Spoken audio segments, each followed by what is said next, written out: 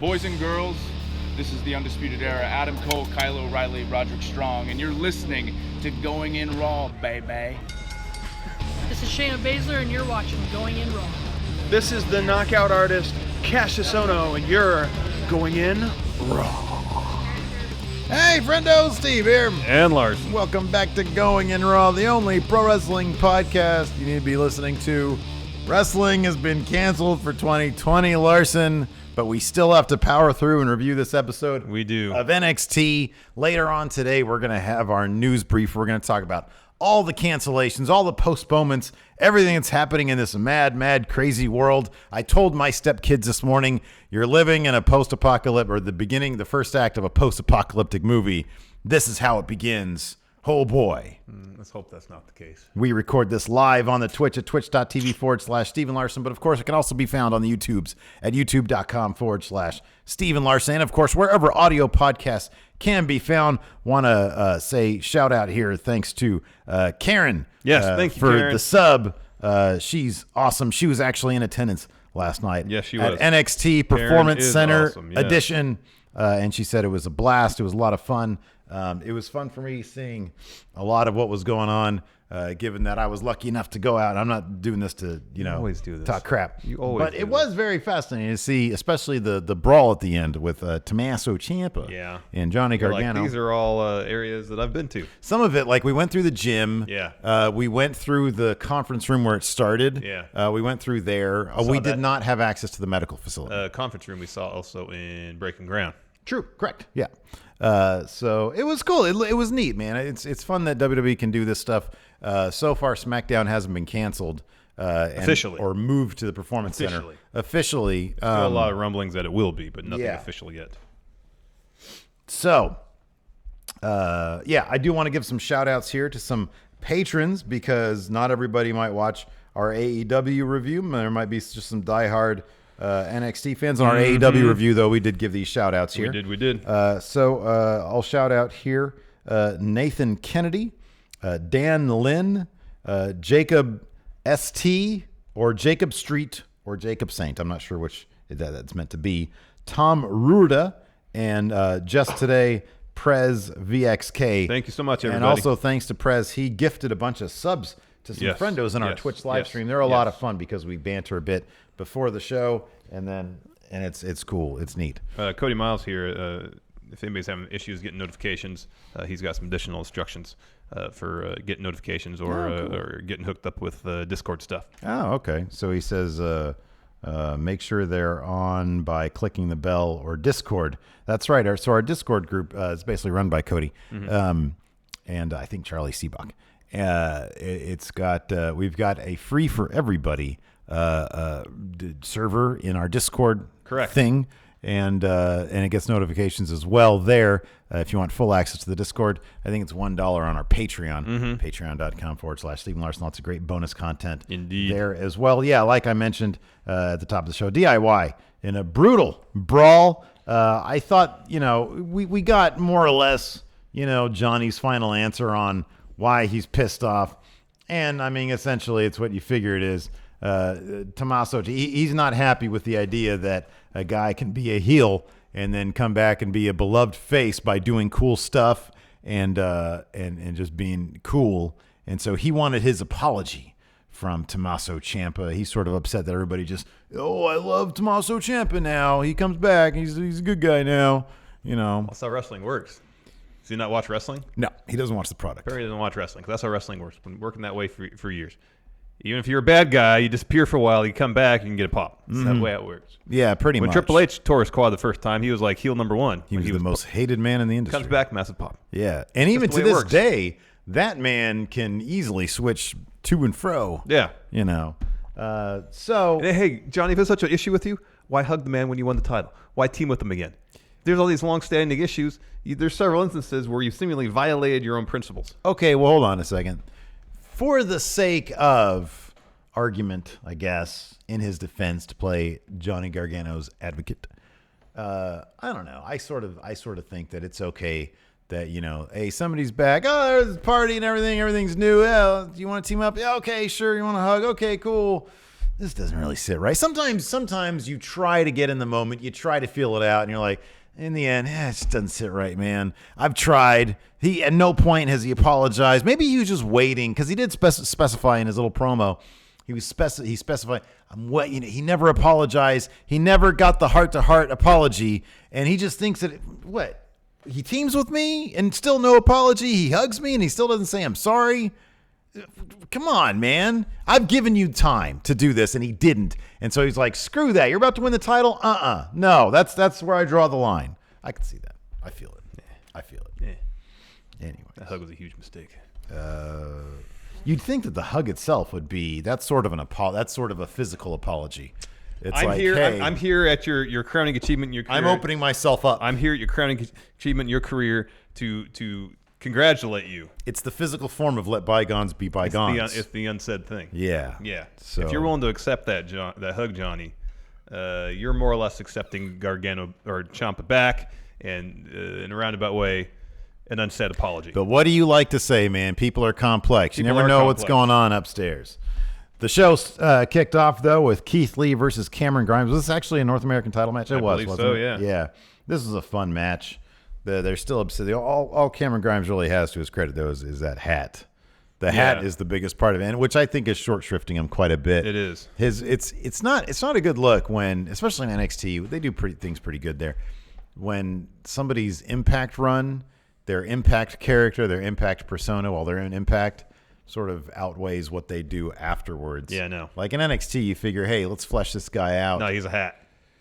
He's got a hat and like an old-timey vest. Yeah. And he's kind of obnoxious. Well, he was that way in Impact too, wasn't he? He was obnoxious, but he had more focus in Impact. Yeah. I don't know. I didn't watch it that long, but he was really cool. He had a cult. I had a really hard time when taking notes for this match, when writing both their last names, to refer to them both as Lee. You have Keith Lee and you have Trevor Lee. That's a good point. And I was like, this is going to be really confusing. Yeah, that's a good point. It was much like you have to really concentrate on not touching your face. It's so apropos you're bringing that up right now. And I have to really concentrate to make sure I refer to... Right now, that's all bad. Yeah, don't touch it. It's all coronavirus. Don't touch it. When you say don't do something, it makes me want to do something. Need to grow up in that respect. You're probably right. Yeah.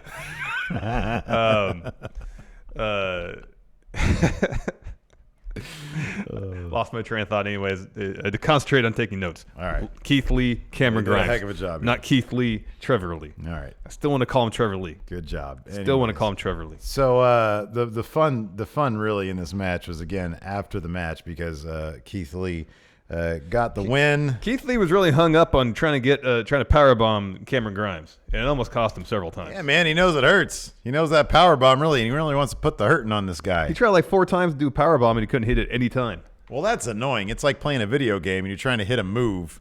Like during that Southpaw DLC we were playing, we're just trying to do literally the first achievement, the first thing that you have to do is a kick to the gut, and it's so difficult to pull off. Yeah, we're not very good at the game. We're not very adept at that. So Crap game. Part of that is user error, I believe. Eventually, Grimes, like for the 4th time, escapes Spirit Bomb. Lee hits him with a pounce and Big Bang Catastrophe for the win. The BBC. Yeah, that's right. Yeah. For the win. Then Damien Priest comes out and clubs Lee from behind with a nightstick twice. Hey, let me ask him, is it bug you that Damien Priest's weapon of choice is not gimmick related? He's not a security guard. He's not a former cop. He's a party guy. Shouldn't be some sort of cool... like a broken bottle or something? Is that what you're trying to say? Yeah, kind of. Well, here's like the thing. Some Prosecco. If he's a regular, he might be tight with the bouncers, though. Oh, good point. Okay. He has a connect. Okay. For one of those telescoping... He's leaving with the women he owns, apparently, and he says, hey, big fella, can I get that nightstick? Can I get your nightstick? Is that what it is? It's a nightstick. It's not a baton. It's the one that extends. Yeah, it's telescoping. Telescoping, yeah. But no, what is it? I thought it's like a truncheon. Is that what it is? Anyway, that's a word for it. It's like a telescoping one. Yeah, that's the thing. It's a telescoping one. So, anyways, Dijak runs out to make the save, chases Priest off, and then he picks up the North American title. This is where it went wrong for old Putty. He picked up the title. Yeah, looked at it for a second. It was his precious. And then he's like, "I'm going to help my friend up." So he helps Keith Lee up, but Keith Lee never saw who attacked him. No, he didn't. He didn't see. So he sees He's on a knee. He sees Dijak holding that North American title. He assumes it's Dijak that did it. Hits the powerbomb on him. Keith Lee must have faulty olfactory senses because you would think Damien Priest reeks of like Dragon Noir. I don't Smoke. know.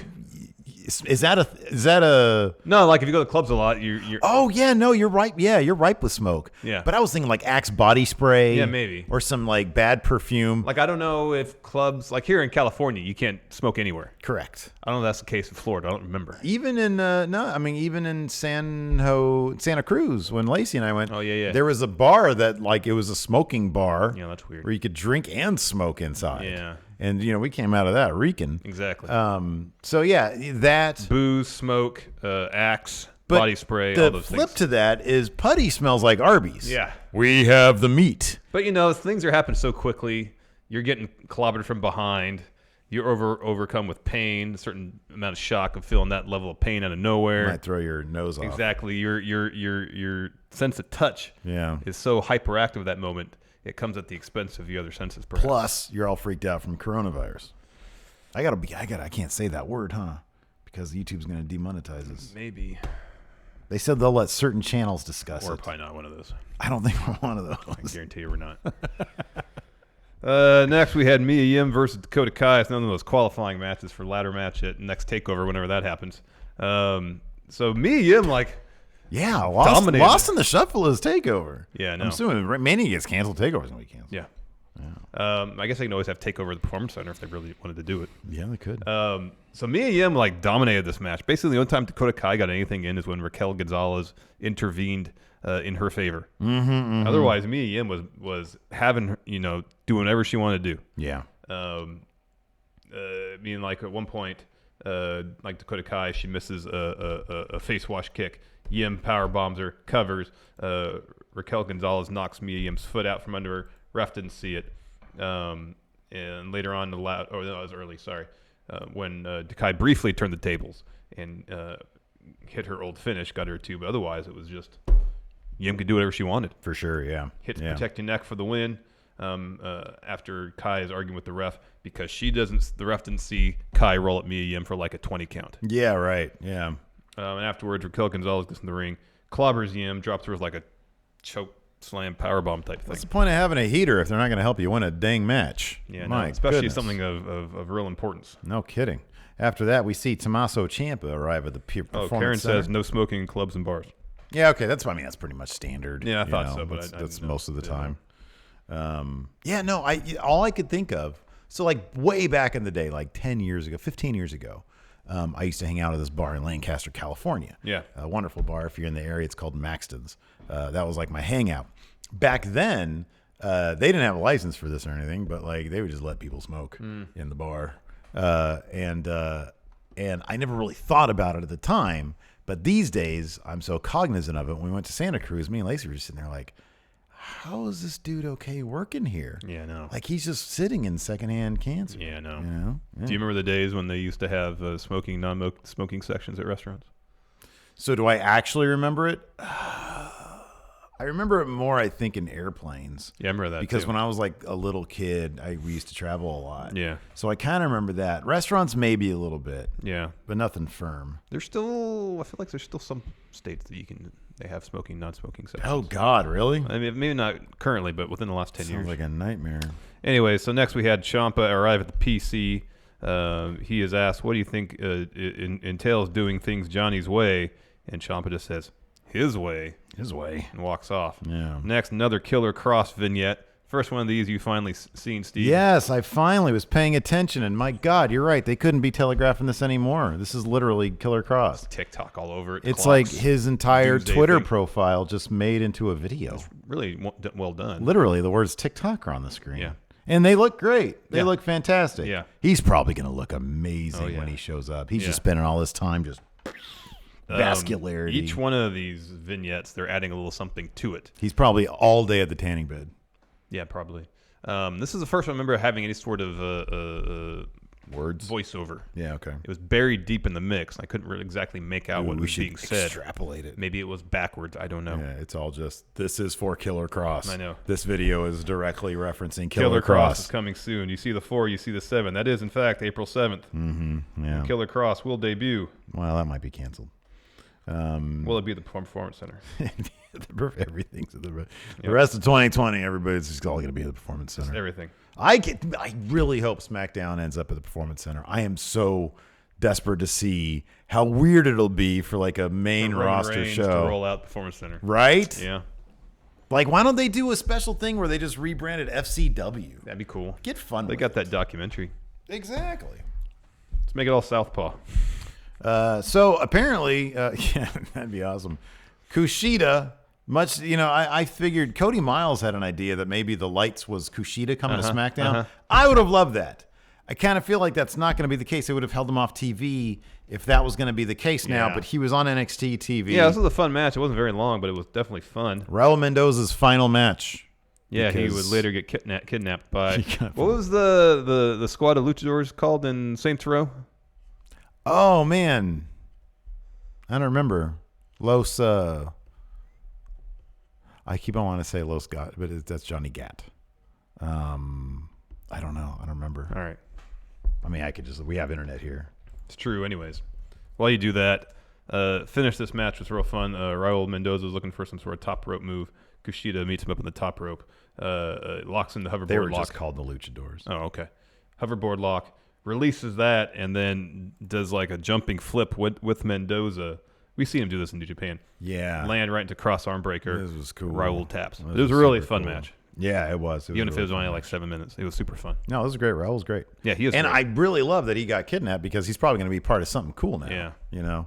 That kidnapping, it had like a little AEW vibe. I was going to say, is that could be the NXT's Dark Order? It had kind of that vibe. Like hey, man, it's get a little cheesy. It's okay. Loosen up a little bit. Yeah. Loosen up. Speaking of loosening up, next Tyler Breeze interview. He's asked about being back at Performance Center. He says a lot of people say that the first class of NXT made the Performance Center. Nah, Performance Center made us. Mm-hmm. Austin Theory interrupts. Hey, friendo, Pat here. Says, hey, the PC can make superstars megastars, but hey, some people just don't cut it. Hey, Tyler. He said, yeah, I loved watching you when I was in high school. And then Tyler Breeze gets his phone, takes a picture of Austin Theory, and Austin Theory's like, "Why'd you do that? Why'd you just take my picture?" Yeah. And he says, "Oh, you look pretty great for a flash in the pan." Ah! Austin Theory was like super offended by that. And the picture, they got what's his face? Tyler Breeze put it up on Twitter. It's a pretty great picture. He looks exactly like Patrick Sparks. It's a lot like Patrick Sparks. Dead on, B-Man. It's hilarious. Hey, B-Man. Hey, friendos. Real superstar all day here. All right, let's move on. Rhea Ripley dropped a promo saying she feels the pressure of this empty arena match at WrestleMania. Stadium, man. Empty stadium. She's going to get through it by knocking the queen on a royal ass. And then she said, so come WrestleMania, awkwardly, because she knew that Charlotte, all these people, they all need to have something like a next line that they know is going to be, they're going to try to get out fully, knowing they're going to get interrupted. They always say their last line and then pause for a second, and then they start to say something knowing that it's going to get interrupted, but they don't have the rest of the sentence ready. Yeah, I know. So anyways, that kind of happens here. Charlotte interrupts. Rhea says, Rhea, you got guts, but it's too much too soon for you. And she says, it's not the crowd. It's not all the people. It's not the huge stadium. It's me. It's Charlotte. Yeah. I'm too much for you. And she continues. She's going to take Rhea to the deep waters, and drown the fastest rising superstar in WWE. And Rhea just punches her. They start brawling. Charlotte drops Rhea with a boot. Tries for a figure four. Rhea kicks her into the turnbuckles. Anyway, Charlotte grabs Rhea's legs, pulls her towards the ring post, starts slamming her leg into the ring post, locks into figure four. Refs come out, break it up. Finally trying to give this feud some heat, I feel like. Yeah, it's just everything's so weird these days. Like, they've got so much going on that, I mean, that's good. That's fine. That's good. You get the people beating up each other. What more do you want? Exactly. After that, we got a Walter. This was hilarious. The Walter Finn video package. We're at the very end, so apropos, given that just yesterday a travel ban. I know the UK was excluded from this. Yeah. But Finn holds up his passport. I feel like I saw this picture of that along with news of the travel restrictions, like back to back. I'm back to back. Me too. Like, I look at it. It was like, oh wow, travel ban from here. I didn't notice immediately that the UK was excluded. I don't think it initially said in the first. Because I just saw the little red bar there. I didn't watch the actual speech. Apparently, it was a debacle. But I look at that and I see Finn holding the passport. I'm like, good luck with that. They already filmed that anyway. Yeah, they already did film that. Next, we got a Mia Yim interview. She's asked about being in this ladder match at TakeOver. Here's the thing, though. Never mind. That's going to be for TakeOver. That's going to be in Dublin. Okay. Because I was going to say, if Walter is supposed to be out here for Mania, yeah, like I know that travel from the UK is allowed. Yeah. But I mean, there's got to be a caveat for people coming for. It's got to be passport based, because if you're coming. If you take a flight for Walter's case, from Austria to England. Right, and then try to pass through, England, basically. Yeah. That's going to be stopped because he's got an Austrian passport. Yeah, you'd think so.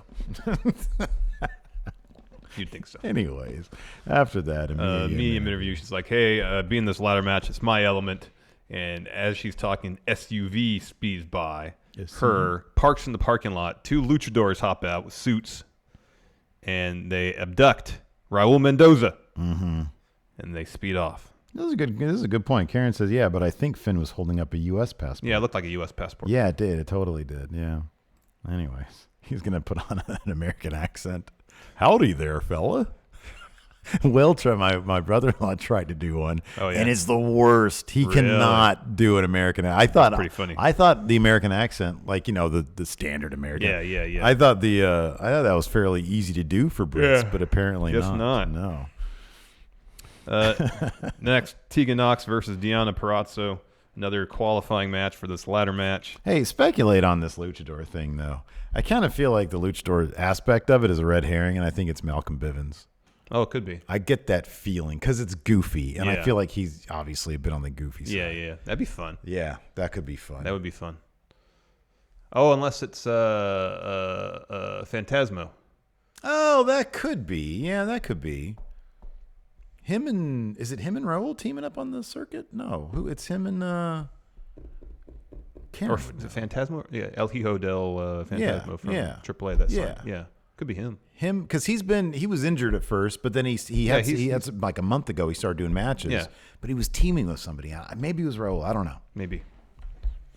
Tegan Knox versus Gianna Perazzo, another qualifying match. Tegan Knox walks in with a bunch of shoulder tape on.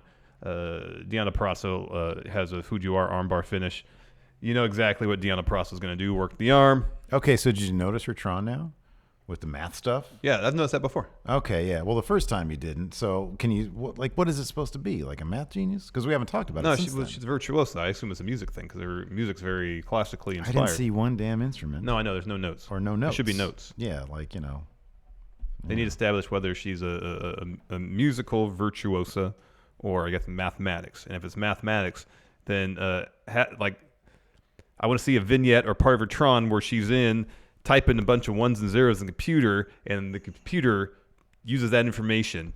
Like, I heard the story. I don't know how true it is, and I could be misremembering the telling of it, but Pete Townsend, for the song Bob O'Reilly, that synthesizer line that runs throughout, I can't remember who it was, but he put someone's personal information to a computer, and the computer spit out, or a synthesizer or something, and that's what the instrument spit out was that. Wow. Was that that stuff. Those guys are on so much drugs. Have Gianna Perazzo do the same thing. Yeah. Okay, yeah. If it's a mathematical thing. But it wouldn't bust out music. It would bust out like wrestling moves. It would like give you like one of those old timey drawings. No, of a it should be wrestling this. move. It should be this. Someone with like a really or her reading math equations, and that should be your entrance theme. Okay, yeah. Some was it derivatives? Is that calculus? I'm asking the wrong person. I got a 32% in that. I was too busy partying. Derivative. No, that's not true. Derivatives. Totally true. Derivatives. Yeah. Okay. Sure. That's what it should be. All sorts of high level calculus. And then she comes up with like ways to win matches because she like never does that. Just like in this case. Yeah, she's good though. I like Gianna Perazzo. No, I like her a lot. They just need to figure out what the heck she's doing. Yeah, is she a musical genius or a math genius? Which one is it? So Tegan Knox got a shiniest wizard for the win. Yeah. On that one. I can't get it. Every time she's got like a different themed Captain Marvel outfit. It looks great. Yeah. So awesome. And then we had, basically our main event, if you take away the Brawl. Undisputed Era versus the Broserweights. Tag team titles on the line. Another stellar match. Yeah, it's a fun match. Once again, the hapless, grizzled young veterans try to get involved. The highlight of this for me, of course, was when Adam Cole and Roderick Strong got into the ring, and the Broserweights, very smart. They very cleverly did the Eddie Guerrero thing. Yeah. Where the ref was busy with Riddle, and Cole was trying to come at what's his face, Bruiserweight, and so he did this, laid down on the ground, and started claiming that Adam Cole. Well, then Matt Riddle was kicked like, him. Yeah, he starts doing that. Roddy comes over and he tells the ref, "This is what he did," and then he bumps. Yeah, that's pretty funny. It was the whole thing was really Pretty comedic. funny. It was great. Then they're and that ref might have rivaled Aubrey Edwards when she did it. Yeah, he didn't do the spin, but he did both of them when he did the "you're out." You're out. So that was really That was cool. good. Before the match started, we got to mention this. So the Undisputed Era come out to the ring first. Velveteen Dream pops up on the crow's nest to drop a promo. And he says, Adam Cole, I got my 3 eyes set on you. And he says, Roddy, this is all part of my plan. I don't care about you or your family. He produces his trunks and says, these are just pictures on here. And then throws it behind him. And he says, Roddy, you're really dumber than you look. Yeah. And then Adam Cole grabs the mic, tells him to shut up, says, you've earned nothing. Next week, Adam Cole's going to have a celebration because that's when he becomes the longest reigning NXT champion of all time. Yeah. And he says, hey, Roddy, do you want to end the dream right here, right now? And the dream, I can't remember what he says, but he's like, hey, no, snaps his fingers, out come the Broserweights. Yeah. Like, Dream's promos, I feel like, have been way dialed back since he's come back. I feel like his entire return has been a bit on the underwhelming side. And that's one aspect of it as well. Yeah, so here's the thing, prior to his injury, so much of what he did was very elaborate, and I feel like they've scaled down on that. He used to shoot entire vignettes, but then he set like a couch on fire or something like that. I don't know. No, somebody else said. I think Roddy set the couch, or Adam. Somebody set the couch on fire. Yeah, Roddy did. Whoever it was. Yeah, he just used to be very elaborate, and it's a bit on the pared down side. I don't know. I feel like this. The invention of the Velveteen Dream was great, but by necessity, he needs reinvention. And I feel like when he returned, we didn't really get a reinvented Velveteen Dream, although he started using that cool design of his. Yeah, the design's great. The design is awesome, but I feel like there needed to be more of a reinvention of his character to symbolize his return, Agreed. Some sort of Phoenix Rising type thing. I don't know. But I think that might play into it. If there was something more solid to grab onto because of his return, maybe the promos wouldn't feel so, because they just feel like sort of standard. Yeah, I know. So towards the end, grizzled young veterans come down to the ring. They get on the apron. Pete Dunne, to this point, prior to this, had been sent over the barricade. He gets back in the ring. O'Reilly pushes Riddle towards the ropes. Gibson chops him, does a double chop to the throat. Yeah. O'Reilly rolls up Riddle, gets a 2. Shortly thereafter, Riddle sends Fish over the top rope on the grizzled young veterans, bumbling. Yeah, they are. And the Bruiserweights hit their finish for the win to retain those tag titles. Yeah. So I love the grizzled young veterans. I get a kick whenever I get to see him. After that, Tommaso Ciampa comes to the ring, and he's got some stuff to say. Yeah. And he says, time's up. But then Johnny shows up on the Tron from the conference room, and he says they're going to do things the Gargano way on his time. And he's like, yeah, we sort of mentioned this at the head of the show. He's like, I didn't forget. Everybody else forgot, but I didn't forget. You're the worst person in NXT history. And he's like, why is it everybody just nuts over Ciampa when he was doing some awful, awful things? Everybody's saying, daddy's home, daddy's home. Where's his apology? He never apologized to me. And so, he's going to expose him for what he is or something like that. And then, meanwhile, Ciampa just starts leaving. He starts storming. He ends up in the conference room. Brawl begins, throwing each other all around the conference room. They make their way to the trainer's room, where Gargano finds a crutch. Ciampa ends up using it on him. Of course, crutch, important metaphor for their story initially. Next, they brawl into the weight room. Yeah, I think, here they did. I mean, look, they did this was a really, really well done brawl. It was. They let them destroy a lot of stuff. Yeah, first and foremost, like Gargano sent Ciampa through a window on a door. Yeah, that's easy to fix. But then when Ciampa chucked a weight and Gargano ducked, and that weight broke this giant mirror. It was so like like in the weight room, of course, everybody likes to look at themselves and look at their vascularity. And you see, you get your pump, man. There's an entire wall of mirror. Yeah, make sure your form's good this way. But they're all in sections. Yeah. And so one of the sections busted, and it was a very effective. Everybody gasps. I know. It was a very effective visual. You know how expensive mirrors are? They're ridiculously expensive. Are they really? Yeah. Especially large ones. They're super expensive. Oh, wow. So when I saw that, I was like, man, that's several $100s right there. Several hundred? Yeah, for one large panel of mirror. Yeah, I guess. I used to have, back in my old house, we used to have, it was there when we got there. It was a wall of mirrors, but they were all like a 12 tiles. They're tiled mirrors. Yeah, exactly. Yeah. We lost a couple of those. I don't know if I ever replaced them or not. Maybe I did. I think Lacey did. Yeah. So back to the weight room brawl. So Ciampa has the upper hand. Then Gargano finds a can of stuff, aerosol, sprays it in Ciampa's eyes, and that's when he throws him through the glass on the door. Johnny's beating him up, tries to use a weight to attack Ciampa. Instead, Ciampa gets it, thrusts it at Gargano's guts, hits him, tries to throw it at him. Johnny ducks, and that's when the weight breaks the mirror. They start making their way down towards the ring. They're brawling in the crowd. Ciampa hits a running knee onto a chair, onto Johnny, declares in front of all the NXT faithful, this is his house. Crowd cheers. They make their way to the announce table area. Ciampa sets up for a powerbomb. Gargano gets out of that situation, climbs up to the crow's nest. Ciampa follows. They brawl. Ciampa tries to dump Gargano over the rail. Gargano responds with a super kick. Removes a piece of the railing. Tries for an air raid crash. Ciampa escapes that. He knees Johnny in the head. Ciampa does a thing where he's sitting next to him. Gargano comes to. Gargano escape. Drake comes up, tries to break it up. Tells him how much time they have left, probably. Yeah. He can talk fast, because I watched it here and I watched it like 2 more times. And I was like, oh, man, I wonder. It seems like he just said you have 30 seconds, you have 1 minute or something like that. It was great. Yeah. So Johnny hits him, super kicks Ciampa, talks some trash. And then Ciampa picks him up, hits an air raid crash off the crow's nest through the announce table below. Yeah, crazy spot. Man, man. what a big spot. Hell yeah, to take over Tampa in 3 weeks or whatever. I thought it was a very effective way to sort of steer this back into territory where, I'm down watching this match. Is the motivation a little questionable, a little thin? Perhaps, but screw it, they're going to have a great match. I am kind of surprised. I mean, they really alluded in the very beginning of this feud to there's only room for one of us in NXT. I wonder if they're ever going to revisit that aspect of it. Doesn't seem like they are, but you never know. Next week is the thing. Yeah. Rich asks, Cameron Grimes looks like the uncle that shows up wasted Thanksgiving and opens a beer during Grandma's prayer. Yeah, that's pretty much his gimmick. Yeah, during Grandma's prayer. Yeah, that's a good little touch there, Rich. Let's see here, Greg Morris.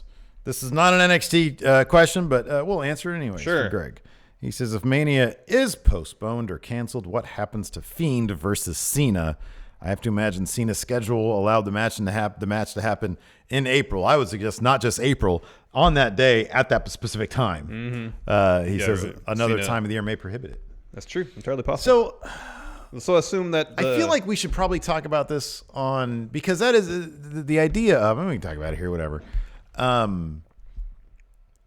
The matches that are scheduled to happen, I feel like even if Mania is postponed 4 months, the stories aren't going to stop. They still have to have these matches. Yeah. It's just you're going to have Brock, losing to Drew at the Performance Center. Yeah, maybe.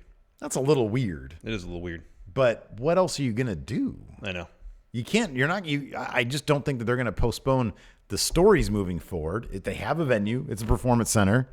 They have the bigger issue is their TV deal. They have to give them TV. They do, and I would assume that would go on uninterrupted unless someone tests positive. If a wrestler tests positive for coronavirus, they're going to do what the NBA did and shut things down. Wow.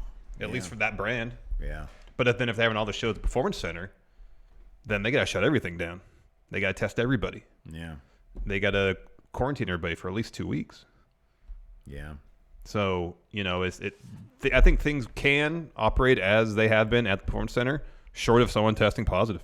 And if that happens, then all bets are off. Wow. 32-38.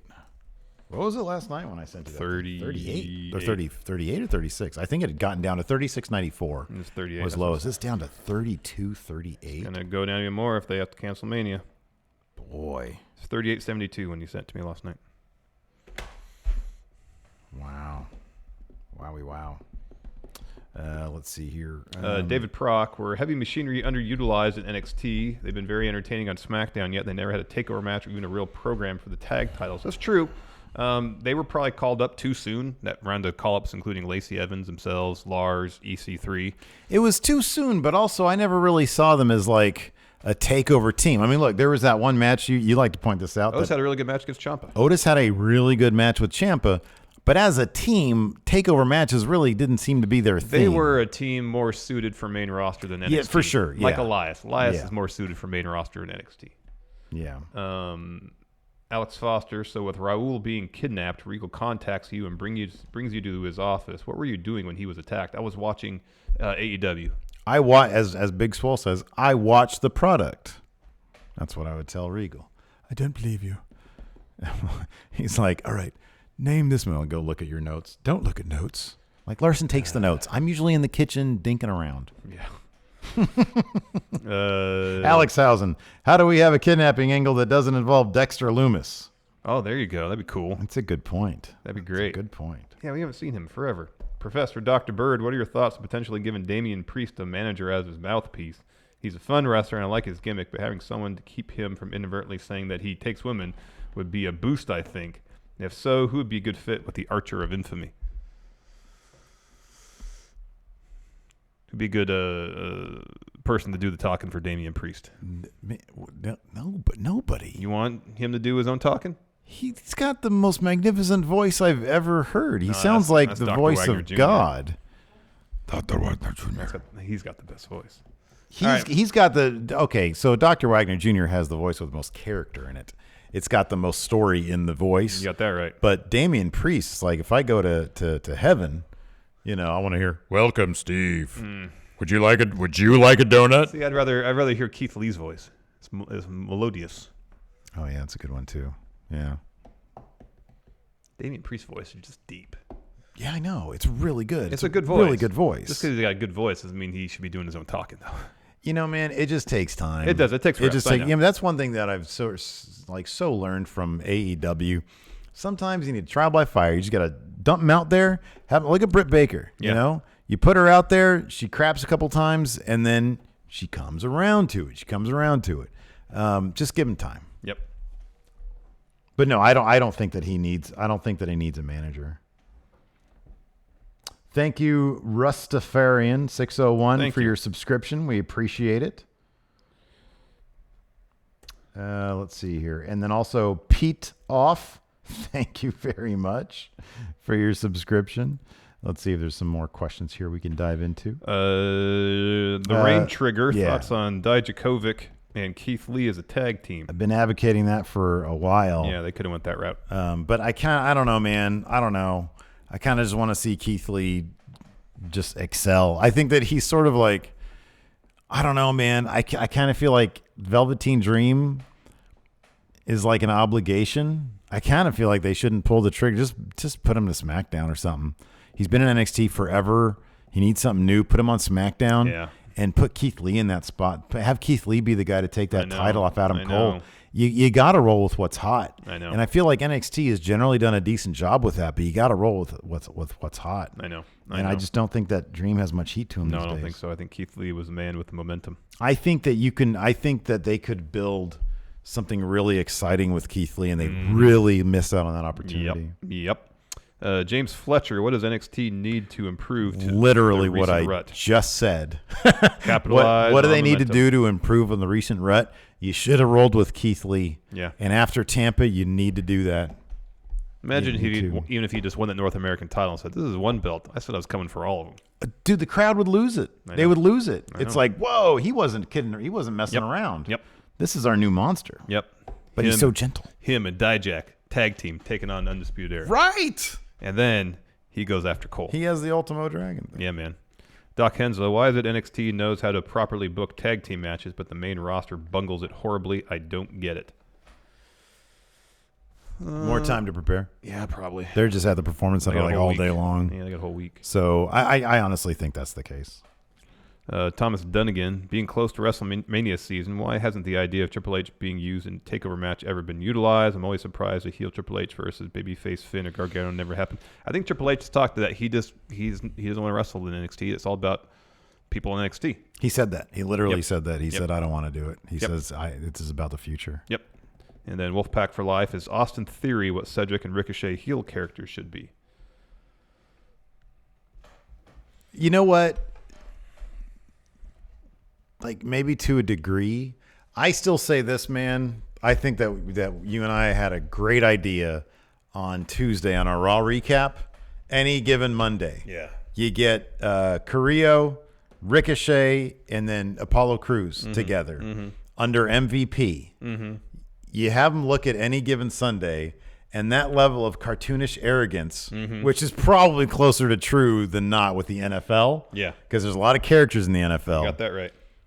That level of arrogance and, I'm rich, I can do what I want type attitude, and they can prove it out in the ring. That's what that team needs to be. Yep. Any given Monday. Yeah. And then, in like 15 years, Austin Theory can be there too. He's like a baby. So Yeah, he's pretty young. he is pretty young. NCAA just canceled both the basketball tournaments. Karen mentioned that in chat. Yeah. Yep. It's the apocalypse, people. We're all going to die. Anyways, on that note, be on the lookout later on today. We're going to have a news brief where we just cover all this stuff. Yep. Patrons and channel members, be on the lookout. In a little bit, we're going to do Friendo Club TV. Where we talk about who won wrestling. Correct. So I'll probably use that picture of the gray coronavirus thing. Anyways, thanks everybody for tuning in. We appreciate it. On the who won wrestling fire background, little coronavirus. Yeah. Anyways, thanks for watching. Until next time, we'll talk to you later. Goodbye.